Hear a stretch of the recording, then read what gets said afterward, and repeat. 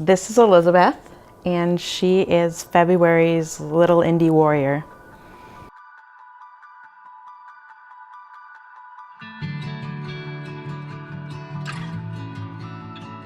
Back in December of 2017, I was combing Elizabeth's hair and putting it in a ponytail, and I noticed that she had lumps in her neck. Later to find out that they were possibly swollen lymph nodes. They ran from the back of her ear all the way to her collarbone. They were pretty big in size. So I did daycare at the time, and I asked a couple of my daycare moms that were nurses what they thought it would be, and they said that I should probably take her in right away. So I took her in later that night and to urgent care.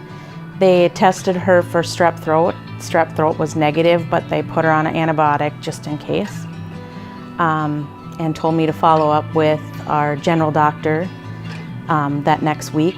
So I did, and they did a blood panel, and nothing really showed different on the blood panel. But Elizabeth kind of was looking a little peaked and just not herself. So he told me to run the course of the antibiotic and bring her back again. So we ended up seeing a specialist instead of seeing our general doctor again.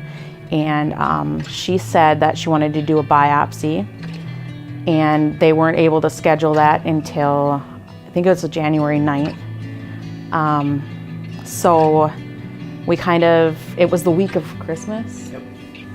That we saw the specialist. And that, yeah, and that week Elizabeth just was not feeling well. She was down, pale.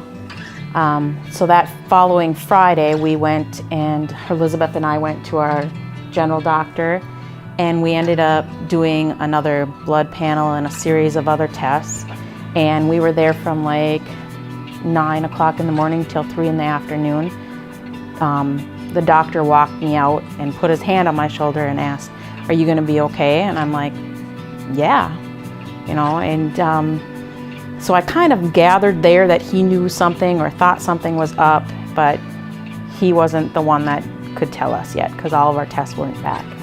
And then they ended up sending us down to the University of Minnesota Masonic Children's Hospital with dehydration. We got a little impatient and said we needed to go somewhere to make some results. So we made the trek down to the cities, and we were seen right away in the emergency room, and they sent us up to the 5th floor, the oncology floor. And that's kind of where I started getting a little worried. That's when it got real. We walked into the room and her name was on the door already. So we kind of knew this was in for a long haul. Yep, so it was 1 in the morning? Yep, 1 in the morning when we got down there. And they came in with all kinds of machines, and X-rayer and CT scan and more blood draws. And by 4:30, I think they told us they were done doing their tests, and they gave us some time to, Mom and Dad tried taking a nap because she was sleeping, and we'll be back in the morning and tell you the results. Yep. That next morning, they kept coming by in the morning and telling us that, well, if you're not, the nurses will be around. The doctors make their rounds right away. And the nurse said, well, if haven't been seen yet, they put it on a priority list, so maybe things are okay. And then about 6 o'clock that afternoon, that evening, the doctors walked in and asked us to sit down so we could talk. And when they gave us the news, you could have knocked me over with a feather. It was very hard news to take. Yeah. Elizabeth was diagnosed with acute lymphoblastic leukemia, or ALL.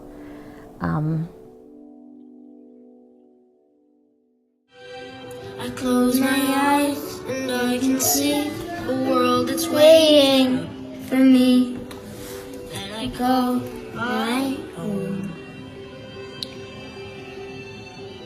Through the dark, through the road, where no one's been before, but it feels like home. They came in and told us at 6:30, and sat with us for a couple hours and talked over the procedures and what to do and what not to do, and or not to do, but what we were going to do. And by, I don't know, 8:30 they were done talking to us, and they had said by 7:30 the following morning she'll be going down for surgery, starting chemo, and they put in her port, and they did a lumbar puncture and a bone marrow sample, and the spinal fluid with the Lumbar puncture. And it was, I mean, within, you know, whatever it was, 18 hours or something, we were looking at surgery already, and things were moving. It was real.